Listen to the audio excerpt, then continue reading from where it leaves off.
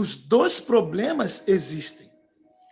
Existe o problema de você cair da graça por estar indo para a lei, e existe o problema de você apostatar da fé por caminhar na libertinagem. O apóstolo Pedro, no capítulo 2, a gente vai ler, depois que eu ler esse texto aqui, ele fala sobre pessoas, ele diz o seguinte, no final do capítulo. Deixa eu lembrar aqui exatamente as palavras. Se alguém, depois de escapar das contaminações do mundo, voltarem a ser enredados por elas, serem vencidos, tornou-se o estado dessa pessoa pior do que o primeiro. Ou seja, essa pessoa está pior. A pessoa que foi salva e voltou a viver no pecado, não que pecou, pequei, caí aqui. Não, caiu aqui, arrepende e continua. Continua orando em língua, você vai vencer em nome de Jesus. Eu estou falando daquela pessoa que está vivendo deliberadamente em pecado. E um dos motivos pelos quais ela não se arrepende é porque não tem pregador para botar o dedo na cara dela e falar que ela está indo para o inferno. Porque não pode falar de inferno mais. É só amor, tem que falar só de amor. Senão você não está pregando a graça. Então, olha só, se falar de inferno, se alertar alguém de que o caminho que ela está tomando é um caminho que vai levar ela para o lago de fogo, se isso é ser um pregador da lei, então Paulo era pregador da lei, Pedro pregador da lei, uma graça que diz que não tem que corrigir ninguém, que não precisa falar de inferno, que não precisa falar de arrependimento, que é só falar do amor, da graça, e a graça vai fazer todo o trabalho. Aí eu pergunto, qual foi o evangelho que Paulo pregou para os coríntios? Não foi o evangelho da graça? Mesmo assim, aqueles irmãos estavam vivendo na imoralidade, na libertinagem, na carnalidade. Qual foi a solução de Paulo? Correção, repreensão. Uma pessoa que já foi salva pela graça e decide viver no pecado deve ser corrigida, repreendida. Isso não é legalismo, isso é amor. Não tem pessoas no mundo que eu ame mais do que os meus filhos. E são as pessoas que eu mais corrijo. Que conversa é essa de separar correção e repreensão do amor?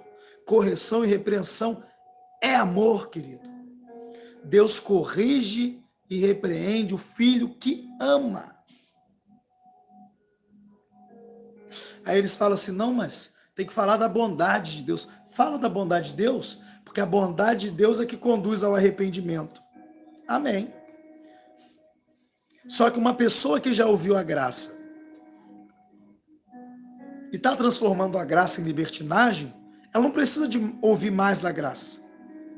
Ela precisa ouvir das consequências do caminho que ela está tomando.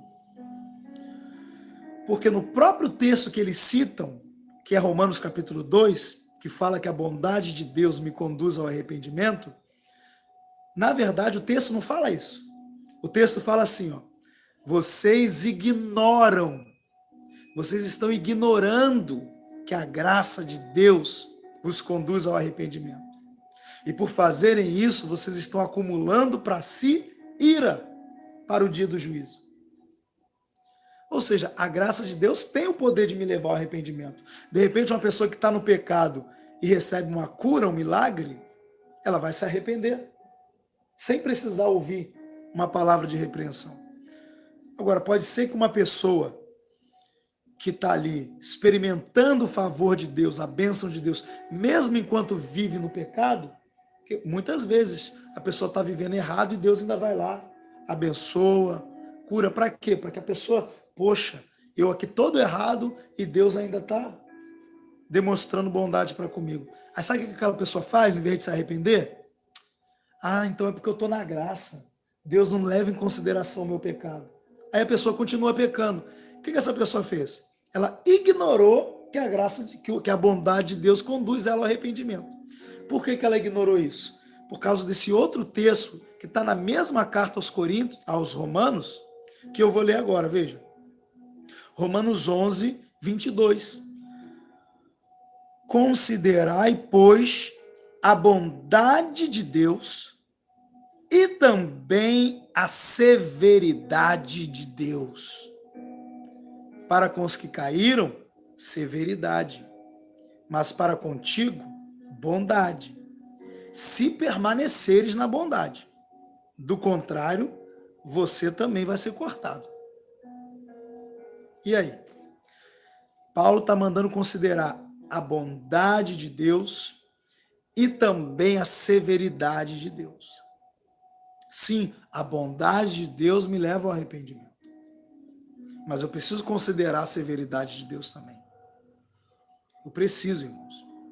E uma pessoa que já foi evangelizada, que já pregaram a graça de Deus para ela e está andando na libertinagem, deve ser repreendida. Você precisa alertar. Judas, quando ele está falando sobre libertinagem, ele fala: arrebatai alguns do fogo. Então você precisa pegar essa pessoa e falar: rapaz, você está doido. Você vai para o inferno se você continuar agindo assim. Agora, hoje, falar de inferno virou legalismo. Não, você é um pregador de condenação. E aí, deixa eu ler aqui esse texto. Depois eu continuo falando o que eu vou falar.